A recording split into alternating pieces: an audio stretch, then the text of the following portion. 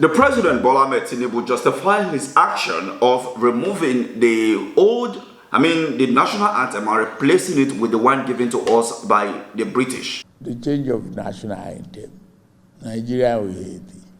Some people say, okay, so what? Is that your priority? It's my priority. I agree with the National Assembly. If they make law, I got to obey that law. Or we disagree openly and close the chapter. Now, this action, have sparked a lot of reaction. We have been talking about it, and I have said without numbers that this conversation will not end soon. And let's not forget, this is just like a distraction to some of the national issues that we need to be holding this government accountable for. They did this on purpose, just to distract us.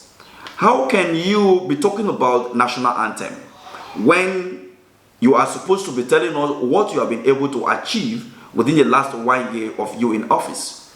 But you're here talking about national anthem, signing it into law, and saying it is your priority. Oh, God has put us together.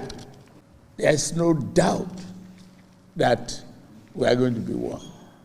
Let me allude to something that happened yesterday.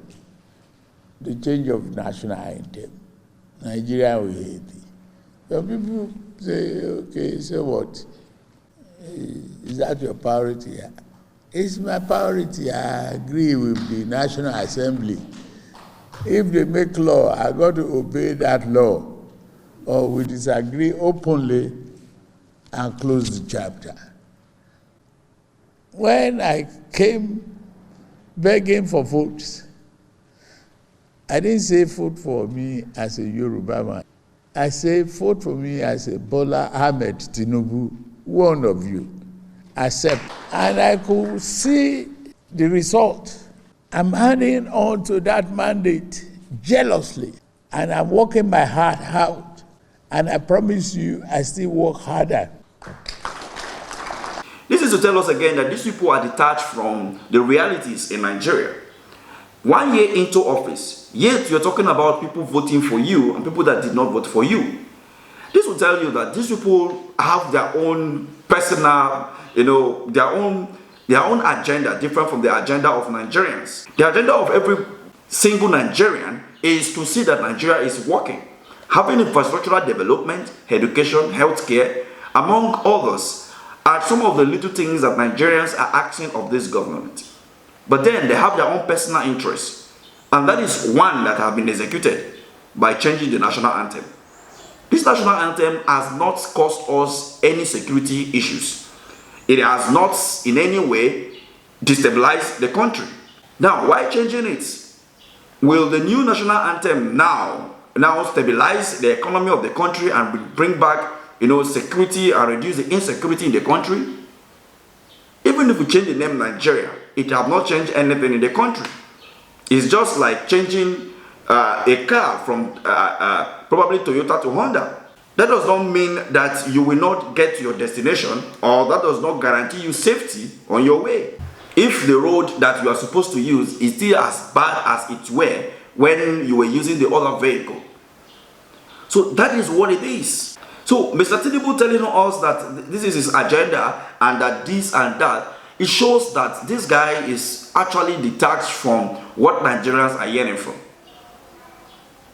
There is hunger in the land. There are policies that they needed to put in place, laws that they needed to put in place, especially when you look at the corruption index in Nigeria. Why not pass laws that if caught, stealing money, maybe you go to life imprisonment, or maybe death sentence, among other, laws that should deter people from stealing, especially politicians. But the hell no. We have the EFCC parading young boys every now and then of internet crime. But we have also the EFCC chairman who declared a month ago that he will resign if he did not prosecute the former governor of Kogi State. The governor is right inside Nigeria here. They declare him wanted. He is in the village. They know where he is, but they don't want to pick him. Was it not the national publicity officer of the Nigerian police that said, we can pick you up from anywhere when you make a post on social media? So why is that they are finding it very difficult to pick Yaya Bello from wherever he is? Have we not seen terrorists having TikTok accounts, dropping videos here and there? They even have drones and all of that. They cannot be picked. But you that criticize the government, trying to hold the government accountable, you'll be picked up in the middle of the night. That which you have seen from various of Nigerian journalists that have been arrested under the watch of this administration within the last 1 year in office, more than 10 of them, more than a dozen has been arrested so far. Many have been dehumanized. We saw what happened in Abia State. 30th of May was declared as Biafran Day. And they said everybody should sit down at home and mourn the past heroes, those who fought dearly for the realization of Biafra. It is not a crime, to ask for a nation. It happens all over the world. It is not a treasonable falling to say, I want to have my nation from yours. Nigeria wanted to have, our founding father said, it is enough, the colonial masters to leave. And that was how we got Nigeria today. So what happened? You sent soldiers there. Was there any fight? Did they kill anybody? Why were the soldiers on the streets? These are the questions that needed to be answered. Now, some unknown gunmen, maybe IPOB or whichever, went ahead to attack those soldiers, which is condemnable. But the question that many people will continue to ask is that, what took the soldiers to the streets? Was there any report of violence that necessitated the soldiers to be there? Why even soldiers? Why not Nigerian police?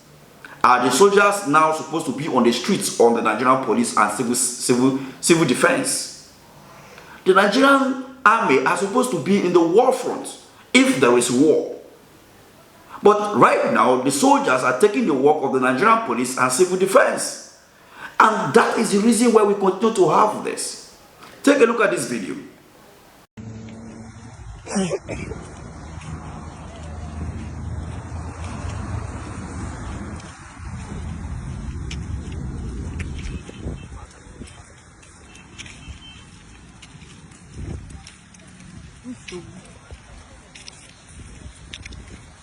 But the one that shot at me, where was he? Someone recorded this video and it has been trending on social media. This is in the east, even in the Sabista forest, even in the northern part of the country. I have been to some of those dangerous northern part of the country recently. And to tell you the truth, not in any checkpoints will you see citizens being dehuman like this. But this is somewhere in the eastern part. Just like in the slavery, in the colonial era, you ask people to raise up their hand and then they are walking to cross a checkpoint. Are they criminals in their own land? Then you come and change the national anthem and you are justifying things here and there. Let's all accept the truth.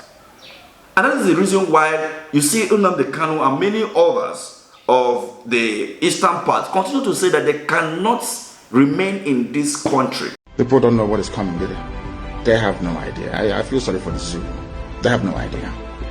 Any day that all of you gang up to support your one Nigeria garbage, the more you're digging your collective graves. Nigeria can never ever be fixed. It's broken beyond repair. Can never be fixed.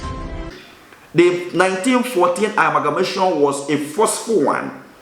And that is the reason why Nigeria is suffering as of today.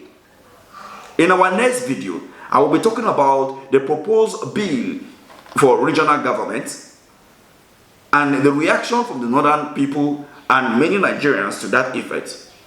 Even though there are some news now that it is not true and all of that, yet I'm still going to talk about that. When I look at it carefully in our next video, I will talk about what and how this can quench this sensationalism. What do you make of this? Let's have this conversation at the comment section. Thank you for watching.